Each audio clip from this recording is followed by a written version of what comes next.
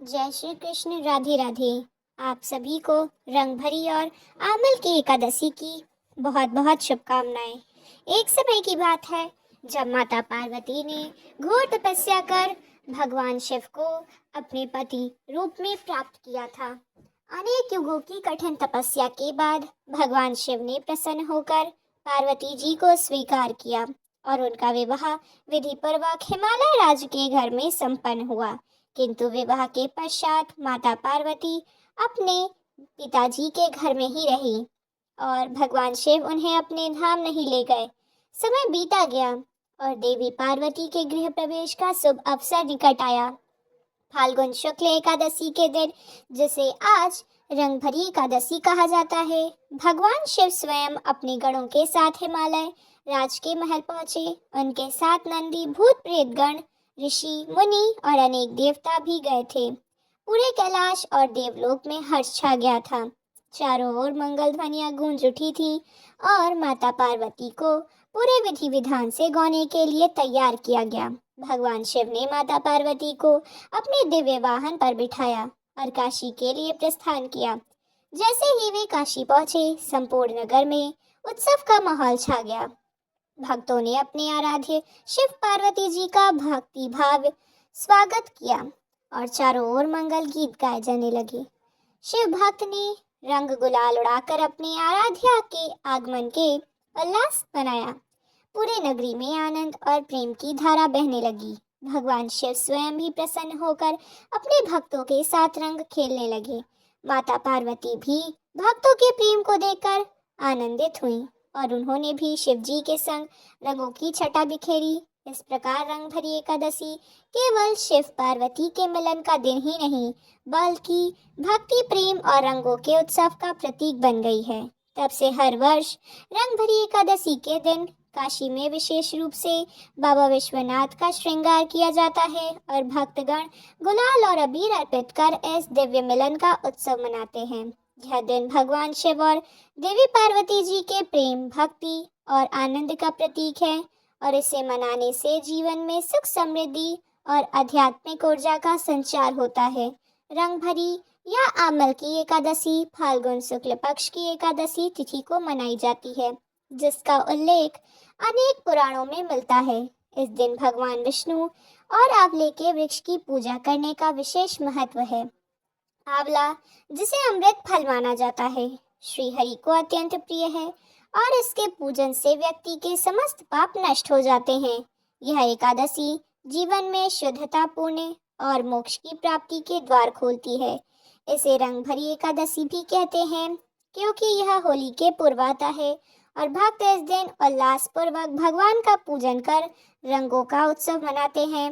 इस दिन व्रत और दान का विशेष फल मिलता है, जिससे मनुष्य सांसारिक बंधनों से मुक्त होकर प्रभु के चरणों में स्थान प्राप्त करते हैं। ऐसे ही एक दिव्य प्रसंग महाभारत काल में घटित हुआ, जब धर्मराज युधिष्ठिर ने भगवान श्री कृष्ण से इस एकादशी का महत्व जानने की इच्छा प्रकट की। तब श्री कृष्ण अपने दिव्य गरुड़ ध्वज से सुशोभित रथ पर विराजमान होकर इंद्रप्रस्थ की ओर बढ़े, जहां धर्मराज अपने भ्राता भीम, अर्जुन, नकुल और सहदेव के साथ प्रभु के आगमन की प्रतीक्षा कर रहे थे। जैसे ही श्री कृष्ण का था महल के द्वार पर पहुंचा, वेद मंत्रों की ध्वनि से समस्त वातावरण पवित्र हो उठा। पुष्प वर्षा होने लगी और मंगल ध्वनियां गूंज उठी। महाराज युधिष्ठिर ने श्रद्धा से श्री कृष्ण का स्वागत किया और उनके चरणों में प्रणाम कर कहा, हे केशव, कृपया हमें इस एकादशी का महात्म्य बताने की कृपा करें। श्री कृष्ण मंद मुस्कान के साथ बोले, हे धर्मराज, यह एकादशी समस्त पापों का नाश करने वाली व पुण्य को बढ़ाने वाली है और इसके व्रत से मनुष्य को अखंड सौभाग्य और अंत में मोक्ष की प्राप्ति होती है। इसके पश्चात उन्होंने इस पावन तिथि की महिमा और कथा का विस्तार पूर्वक वर्णन किया है, जिसे सुनकर पांडवों ने श्रद्धा और भक्ति भाव से इस एकादशी का व्रत करने का संकल्प लिया। धर्मराज युधिष्ठिर ने भगवान श्री कृष्ण से कहा कि हे कृष्ण, मैंने विजया एकादशी का महात्म, जो महान फल देने वाला है, सुन लिया है। अब फाल्गुन शुक्ल पक्ष की एकादशी का नाम और महात्म्य बताने की कृपा करें। तब भगवान श्री कृष्ण बोले, महाभाग्य वह प्रसंग सुनाता हूँ जिसे राजा मांधाता के पूछने पर एक समय महात्मा वशिष्ठ जी ने कहा था। फाल्गुन शुक्ल पक्ष की एकादशी का नाम आमल की एकादशी है और इसका पवित्र विष्णु लोक की प्राप्ति कराने वाला है। राजा मंदाता ने पूछा कि दिव्य श्रेष्ठ यह आम्ल की उत्पन्न कब हुई थी, मुझे बताइए। तब वशिष्ठ जी ने कहा, महाभाग्य पर आमल की उत्पत्ति किस प्रकार हुई यह बताता हूँ। आमल की महान वृक्ष है जो समस्त सब पापों को नाश करने वाली है। भगवान श्री विष्णु के थूकने पर उनके मुख से चंद्रमा के समान कांतिमान एक बिंदु प्रकट हुआ। वह बिंदु पृथ्वी पर गिरा और उसी से आंवल की अर्थात आंवले का महान वृक्ष उत्पन्न हुआ। यह सभी वृक्षों का आदि भूत कहलाता है। इसी समय समस्त प्रजाजन की सृष्टि करने के लिए भगवान ने ब्रह्मा जी को उत्पन्न किया। उन्हीं से उन प्रजाओं की सृष्टि हुई। देवता, दानव, गंधर्व, यक्ष, राक्षस, नाग तथा निर्मल अंतःकरण वाले महर्षियों को ब्रह्मा जी ने जन्म दिया। उनमें से देवता और ऋषि उस स्थान पर आए जहाँ विष्णु प्रिया आमल की वृक्ष का था। महाभाग उसे देखकर देवताओं को बड़ा विस्मय हुआ। वे एक दूसरे पर दृष्टिपात करते हुए उत्कंठा पूर्वक उस वृक्ष की ओर देखने लगे और खड़े खड़े सोचने लगे कि पाकड़ आदि वृक्ष तो पूर्व कल्प की तरह हैं, जो सबके सब हमारे परिचित हैं, किंतु इस अद्भुत वृक्ष को हम नहीं जानते। उन्हें जिस प्रकार चिंता करते देखकर तभी आकावाड़ी हुई, महाश्री हो यह श्रेष्ठ सर्वश्रेष्ठ आमल की वृक्ष है जो श्री विष्णु को प्रिय है।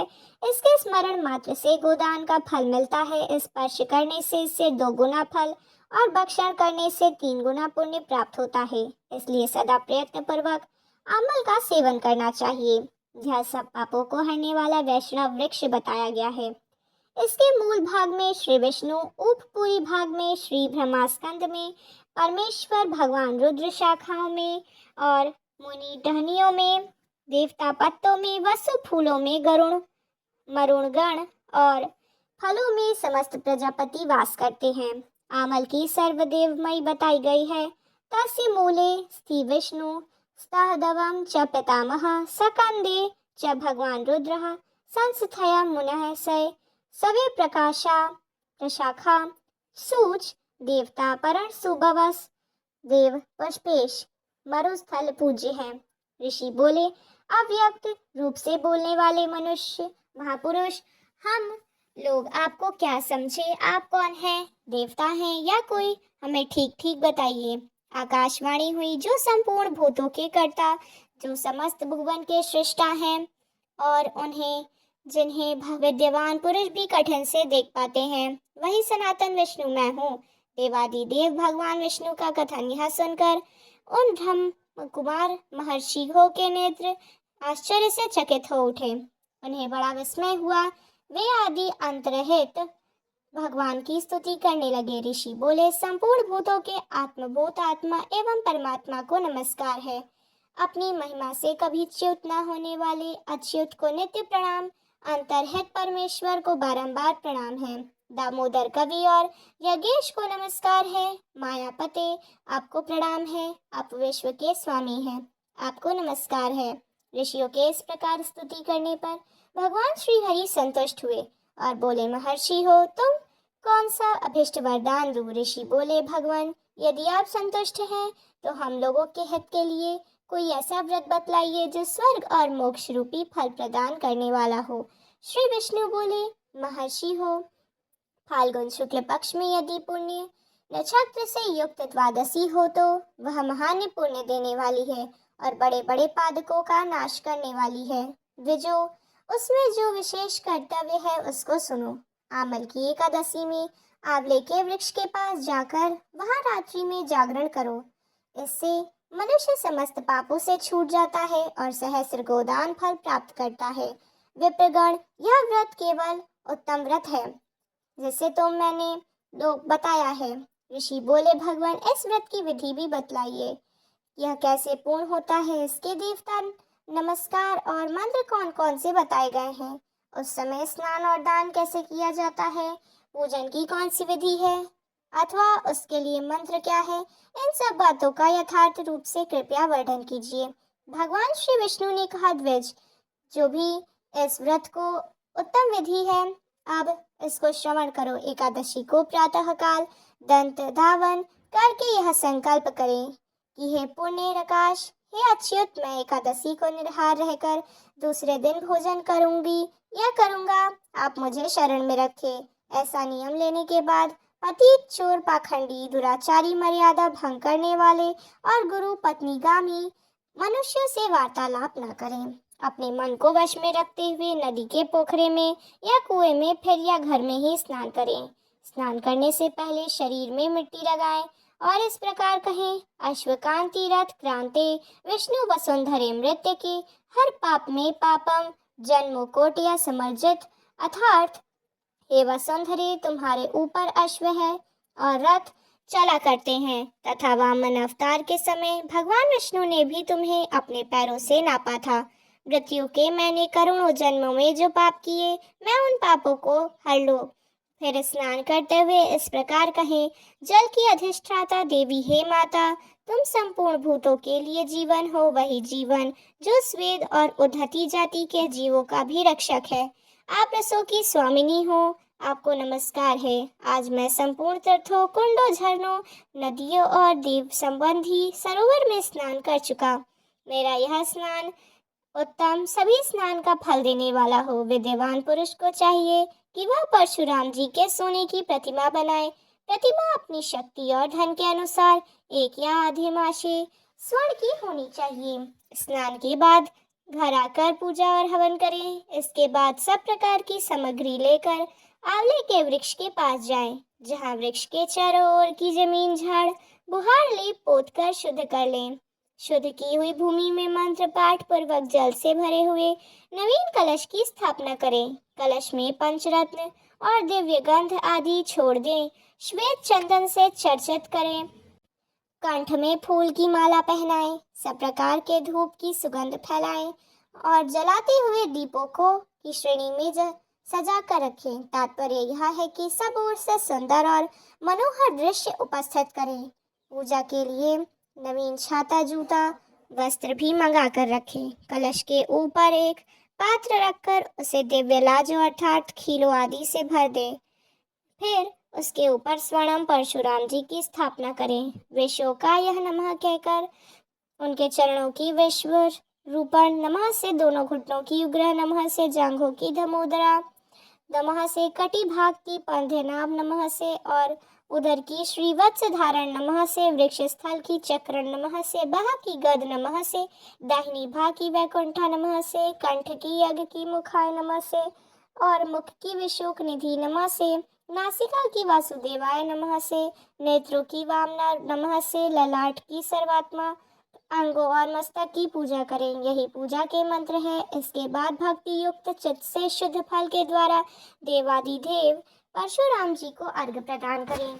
अर्घ्य देते समय इस प्रकार कहें, देव देवेश्वर जमदग्नि नंदन श्री विष्णु स्वरूप परशुराम जी, आपको नमस्कार है, नमस्कार है। आंवले के फल के साथ दिया हुआ मेरा यह अर्घ्य कृपया ग्रहण कीजिए। इसके बाद भक्ति युक्त चित्त से जागरण करें। नृत्य, संगीत, वाद्य, धार्मिक उपाख्यान फिर या विष्णु संबंधी कथा वार्ता आदि के द्वारा यह रात्रि व्यतीत करें। उसके बाद भगवान विष्णु के नाम ले कर आमल के वृक्ष की परिक्रमा 108 बार या 28 बार करें। फिर सवेरा होने पर श्री हरि की आरती करें और ब्राह्मण की पूजा करके वहाँ की सब सामग्री उसे निवेदन करें। परशुराम जी का कलश, 2 वस्त्र, जूता और सभी वस्तुएं दान कर दें और यह भावना करें कि परशुराम जी के स्वरूप में भगवान श्री विष्णु मुझ पर प्रसन्न हों। इसके बाद आमल की स्पर्श पर प्रसन्न हो। उसके बाद आमल की स्पर्श करके उसकी प्रदक्षिणा अर्थात परिक्रमा करें और स्नान करने के बाद विधि पूर्वक ब्राह्मणों को भोजन कराएं। इसके बाद कुटुंब हो तो के साथ बैठकर स्वयं भी भोजन करें। ऐसा करने से जो पुण्य होता है वह सब भी बतलाता हूँ, सुनो। संपूर्ण तीर्थों के सेवन से जो पुण्य प्राप्त होता है वह सब प्रकार के दान देने से जो फल मिलता है वह सब उपयुक्त विधि के पालन से सुलभ हो जाता है। समस्त यज्ञों की अपेक्षा भी अधिक फल मिलता है, इसमें तनिक भी संदेह नहीं है। यह व्रत सभी व्रतों में उत्तम है, जिसका मैंने तुमसे पूरा पूरा वर्णन किया। वशिष्ठ जी कहते हैं, महाराज इतना कहकर देवेश्वर भगवान विष्णु वहीं अंतर ध्यान हो गए। इसके बाद उन समस्त महर्षियों ने उत्तम व्रत का पूर्ण रूप से पालन किया। राजन, इस प्रकार तुम्हें भी इस व्रत का अनुष्ठान करना चाहिए। भगवान श्री विष्णु कहते हैं कि हे युधिष्ठिर, यह दुर्ध व्रत और मनुष्य को सभी पापों से मुक्त कराने वाला है। अब मैं तुम्हें आमल की एकादशी व्रत से जुड़ा हुआ एक प्रसंग भी सुनाता हूँ, ध्यान पूर्वक सुनो। जिसे एक समय राजा मांधाता के पूछने पर महर्षि वशिष्ठ ने कहा था, एक बार वैदस नाम का एक नगर था, जिसमें ब्राह्मण, क्षत्रिय, वैश्य और शूद्र चारों वर्ण आन सहित रहा करते थे। उस नगर में सदैव वेद ध्वनि गूंजा करती थी तथा पापी, दुराचारी और नास्तिक उस नगर में कोई नहीं था। उस नगर में चैत्र नाम का चंद्रवंशी राजा राज्य करता था। वह अत्यंत विद्वान और धर्मी था। उस नगर में कोई भी व्यक्ति दरिद्र और कंजूस नहीं था। सभी नगरवासी विष्णु जी के भक्त थे और आबा, वृद्ध, स्त्री, पुरुष एकादशी का व्रत किया करते थे। एक समय फाल्गुन माह के शुक्ल पक्ष की आमल की एकादशी आई। उस दिन राजा, प्रजा और बाल व्रत सबने हर्षपूर्वक व्रत किया। राजा अपनी प्रजा के साथ मंदिर में जाकर पूर्ण कुंभ स्थापित करके धूप, दीप, नैवेद्य, पंचरत्न आदि से धात्री अर्थात आंवले का पूजन करने लगे और इस प्रकार स्तुति करने लगे, हे धात्री, आप ब्रह्म स्वरूप हो, आप ब्रह्मा जी द्वारा उत्पन्न हुए हो, समस्त पापों का नाश करने वाले हो, आपको नमस्कार है। अब आप मेरा अर्घ स्वीकार करो। आप श्री रामचंद्र द्वारा सम्मानित हो, मैं आपकी प्रार्थना करता हूँ, अतः आप मेरे समस्त पापों का नाश करो। फिर उस मंदिर में सभी ने रात्रि को जागरण भी किया। रात के समय वहाँ एक बहेलिया आया जो अत्यंत पापी और दुराचारी था। वह अपने कुटुंब का पालन जीव हत्या करने की कर रहा था।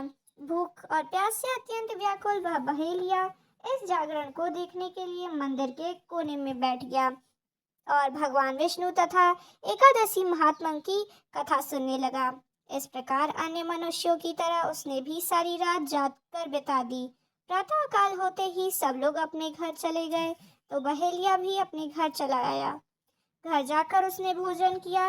कुछ समय बीतने के पश्चात उस बहेल की मृत्यु हो गई, मगर उस आमल की एकादशी के व्रत और जागरण से उसने अगले जन्म में राजा विदुर के घर जन्म लिया और उसका नाम वसुतम पर वह चतुरंगी सेना के सहित तथा धन धान्य से युक्त होकर 10,000 ग्रामों का पालन करने लगा।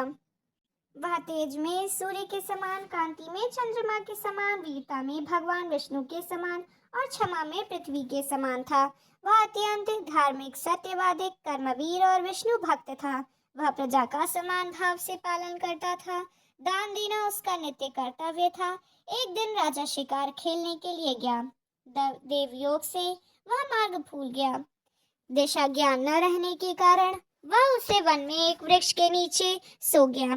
थोड़ी देर बाद पहाड़ी मलेच्छ वहां पर आ गए और राजा की अकेले देखकर मारो मारो शब्द कहते हुए राजा की ओर दौड़ पड़े। मूले कहने लगे कि इसी दुष्ट राजा ने हमारे माता पिता, पुत्र पौत्र आदि अनेक संबंधियों को मारा है, देश से निकाल दिया है, अतः इसको अवश्य मारना चाहिए। ऐसा कहकर वे मलेच्छ उस राजा को मारने दौड़े और फिर अनेक प्रकार के अस्त्र शस्त्र उसके ऊपर फेंकने लगे। वे सब अस्त्र शस्त्र राजा के शरीर पर गिरते ही नष्ट हो जाते और उनका वार पुरुष के समान प्रतीत हो रहा था। अब देखते ही देखते उन लेचों के अस्त्र शस्त्र उल्टा वहीं पर प्रभाव कर रहे थे, जिससे वे मूर्छित होकर गिरने लगे। उस समय राजा के शरीर से एक दिव्य स्त्री उत्पन्न हुई। वह स्त्री अत्यंत सुंदर होते हुए उसकी भुकटी टेढ़ी थी। उसकी आंखों से लाल लाल अग्नि निकल रही थी, जिससे वह दूसरे काल के समान प्रतीत होती थी। वह स्त्री मलेच्छों को मारने दौड़ी और थोड़ी ही देर में उन सब मलेच्छों को काल के गाल में पहुंचा दिया। जब राजा सोकर उठा तो उसने मलेच्छों को मरा हुआ देखकर कहा कि इन शत्रुओं को किसने मारा और इस वन में मेरा हितैषी कौन रहता है। वह ऐसा विचार कर ही रहा था कि तभी आकाशवाणी हुई कि इस संसार में भगवान विष्णु के अतिरिक्त कौन तेरी सहायता कर सकता है। इस आकाशवाणी को सुनकर राज अपने राज्य में गया और सुखपूर्वक राज्य करने लगा। भगवान श्री कृष्ण कहते हैं, हे राजन, यह आमल की एकादशी के व्रत का प्रभाव था। जो मनुष्य इस आमल की एकादशी को सच्चे मन से, श्रद्धा से, निष्ठा के साथ व्रत करते हैं, वे प्रत्येक कार्य में सफल होकर अंत में वैकुंठ लोक को जाते हैं। श्री कृष्ण के इन दिव्य वचनों को सुनकर फिर धर्मराज युधिष्ठिर ने भी इस व्रत का दृढ़ संकल्प लिया और इस दिव्य तिथि का विधिपूर्वक पालन किया। उस दिन से यह व्रत अक्षय पूर्ण देने वाला, श्री शिव और विष्णु कृपा प्राप्त कराने वाला और समस्त गृह बाधाओं को हरने वाला माना जाता है। जो भी श्रद्धालु इस कथा को श्रद्धा और भक्ति के साथ सुनते हैं, वह सभी मुक्त होकर जीवन में सुख, समृद्धि और अंततः मोक्ष को प्राप्त करते हैं। अब आप सभी को मनोकामना पूर्ण करने वाली दूसरी कथा को भी सुनते हैं। एक बार वैश्य नारद जी वैकुंठ लोक को गए।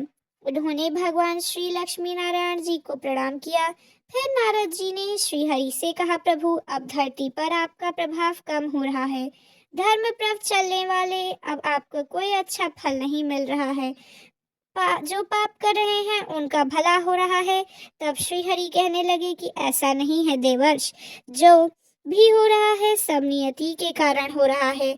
श्री हरि की यह बात सुनकर नारद जी बोले, प्रभु, मैं तो देख कर आ रहा हूँ, सब पापियों को भी अच्छा फल मिल रहा है, लेकिन भला करने वाले और धर्म के रास्ते पर चलने वाले लोगों को बुरा फल मिल रहा है। उन्हें दुख भोगने से पड़ रहे हैं। भगवान ने कहा, देवर्षि, कोई ऐसी घटना बताओ जिससे तुम्हें यह लग रहा हो। नारद जी ने कहने लगे, प्रभु, अभी अभी मैं एक जंगल से आ रहा हूँ। वहाँ पर एक गाय दलदल में फंसी हुई थी। कोई भी उसे बचाने वाला नहीं था। थोड़ी ही देर के बाद मैंने देखा कि एक चोर उधर से गुजरा। दलदल में फंसी हुई गाय को देखकर वह रुका तक नहीं, बल्कि उस गाय पर पैर रखकर वह दलदल से भरा हुआ गड्ढा लांघकर आगे निकल गया और वह चोर सोने की मोहरों से भरी एक थैली मिली। थोड़ी ही देर बाद वहां पर एक साधु महाराज आए। उन्होंने उस गाय को दलदल से निकाला तो देखा कि वह गाय दलदल में फंसी है। गाय को बाहर निकालने की कोशिश की और पूरी ताकत लगाकर आखिरकार उन्होंने गाय को निकाल लिया और गाय को बाहर निकालने के प्रयास में वह साधु महाराज खुद दलदल में लथपथ हो गए। जब वह साधु महाराज आगे बढ़े तो गड्ढे में गिर गए। उन्हें चोट लग गई। प्रभु, अब आप ही बताइए, यह कौन सा न्याय है।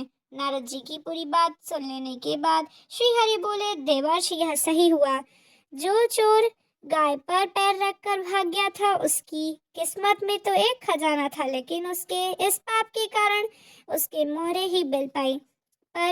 परंतु वही साधु महाराज को गड्ढे में इसलिए गिरना पड़ा क्योंकि उसका भाग्य में उस समय मृत्यु लिखी हुई थी।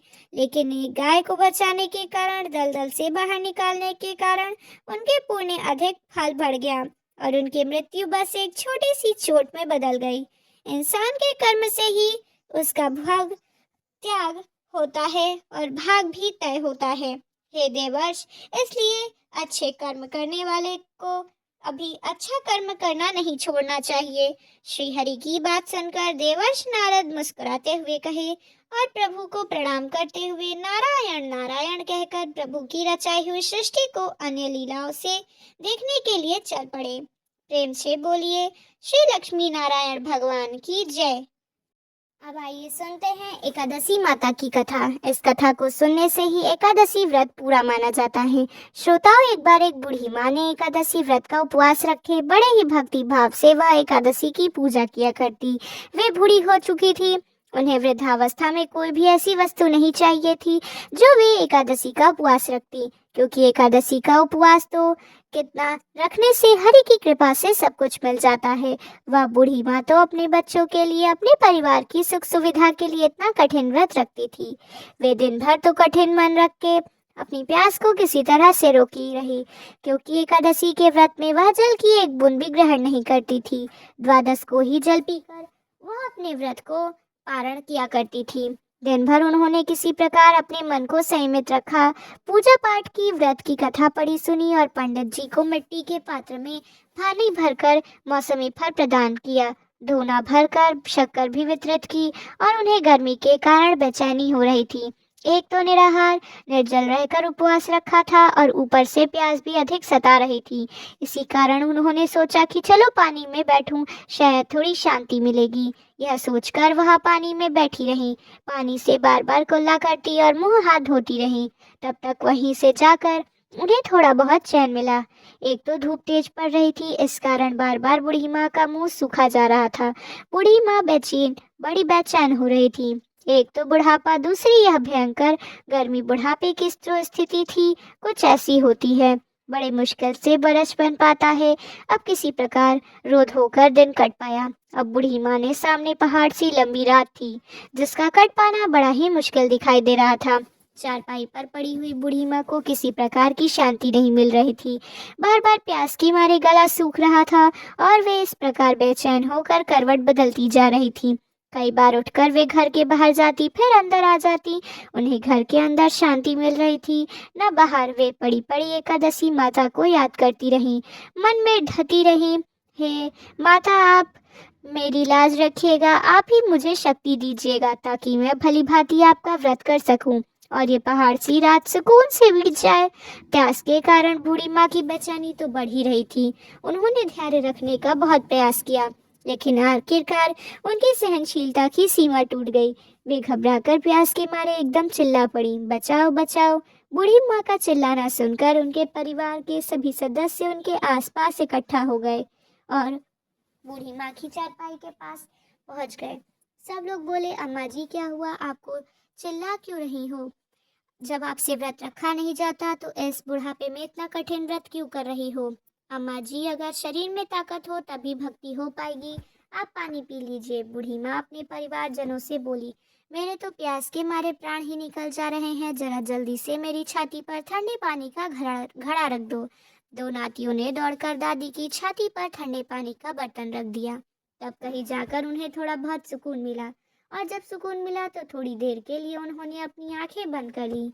इधर एकादशी माता सोचने लगी कि यह तो बूढ़ी माँ लेकिन बड़े नियम से मेरा व्रत रखती है, चलकर इनकी परीक्षा लेनी चाहिए। ऐसा विचार कर एकादशी माता आधी रात को मुर्गा बनकर कुकड़ू कू करके मुर्गे की टेर सुनकर बूढ़ी माँ जल्दी से उठी और बाहर जाकर आसमान की ओर निहारा, लेकिन आसमान में तो कहीं भी सुबह का तारा नहीं दिखाई दिया। वे सोचने लगे कि फिर यह मुर्गा भला और कैसे बोल रहा है। तो उन्हें तो प्यास लग ही रही थी। अब वो बहुत थोड़ा उनका मन भी बेचैन होने लगा। आखिरकार उन्होंने यह दृढ़ निश्चय किया, अब तो इस व्रत को पूरा करके ही छोड़ूंगी, फिर चाहे व्रत पूरा होने तक मेरे प्राण ही क्यों न निकल जाए। मन में ऐसा पक्का निश्चय कर वह वापस चारपाई पर आकर लेट गई। थोड़े ही देर बाद एकादशी माता ने फिर इनकी परीक्षा लेनी चाहिए, तो वह एक छोटी सी कन्या का रूप धारण कर गिलास में मीठा पानी लेकर उनके सिरहाने खड़ी हो गई और जोर जोर से बोली, दादी जी सवेरा हो गया है, आप हाथ मुंह धोकर शरबत पी लीजिए। पहले तो शरबत से भरा हुआ गिलास देखकर बूढ़ी माँ का मन ललचा, फिर प्यास के मारे गला जो सूख रहा था, किंतु अचानक उन्हें याद आया कि उनका तो एकादशी का उपवास है। फिर उन्होंने सोचा कि अभी तो मैं किसी भी तरह से यह शरबत नहीं पी सकती, और फिर वे चुपचाप वापस अपनी चारपाई पर लेट गईं। जैसे ही उनकी आंखें लगी तभी उन्हें एहसास हुआ कि मानो किसी ने पानी से भरे हुए कुएं में पटक दिया हो। बहुत देर तक उस कुएं में हाथ पांव चलाती रही, लेकिन उस बीच उन्होंने अपने मुंह में पानी की एक बूंद भी नहीं जाने दी, क्योंकि उनका एकादशी का उपवास जो था वे पक्के निश्चय के साथ अपना व्रत पालन करती रही। थोड़ी ही देर में उन्हें ऐसा लगने लगा कि मानो उनके सामने आग जल रही हो। आग के कारण बड़ी भारी गर्मी लगने लगी। प्यास के मारे उनके प्राण निकलने लगे, क्योंकि इतना सब होने के बाद भी बूढ़ी माँ ने पानी की एक बूंद भी नहीं पी। वे तो बस चारपाई पर बैठी बैठी एकादशी माता का ध्यान करती रही। अब सवेरा होने में बस कुछ ही समय था। यह जानकर वे बड़ी तसल्ली के साथ इधर उधर घूमने लगी। एकादशी माता अब तक यह बात अच्छे से समझ आई कि इन बूढ़ी माँ को किसी प्रकार से अपने व्रत से कोई टाला नहीं जा सकता। वे उनके सत्य व्रत को भली भांति समझ गईं। अब सवेरा हो गया तो बूढ़ी माँ ने स्नान किया और भगवान श्री हरि का पूजन किया। फिर एकादशी माता की कथा सुनी, ब्राह्मणों को दक्षिणा देकर भोजन कराया। तब कहीं जाकर उन्होंने जल ग्रहण किया। कन्याओं को भोजन कराने के बाद बूढ़ी माँ ने फिर स्वयं भोजन किया और उस श्रेष्ठ व्रत के प्रभाव से बूढ़ी अम्मा की आयु में वृद्धि हो गई और उनकी आयु बढ़ गई। उनका परिवार हरा भरा हो गया और उनके घर में किसी भी चीज़ की कोई अभाव नहीं रही और उनका घर हर प्रकार के सुख साधनों से भर गया। नाती नातिन ने उनका घर भर दिया और वे उसी दिन से 12 महीनों की एकादशी का व्रत करने लगी। एकादशी माता के पूर्ण प्रताप से इस संसार में हर प्रकार के सुख भोग कर वे बूढ़ी माँ अंत में भगवान श्री भगवान हरि के धाम चली गई। जैसे एकादशी माता ने उन बूढ़ी माँ को उनके परिवार हरा भरा कर दिया, वैसे ही एकादशी माता हम सभी की मनोकामना पूर्ण कीजिएगा। प्रेम से बोलिए श्री लक्ष्मी नारायण भगवान की जय। अगर आपको यह वीडियो पसंद आई हो तो वीडियो को लाइक और चैनल को सब्सक्राइब कीजिएगा और आगे के वीडियो के लिए चैनल से जुड़े रहिएगा।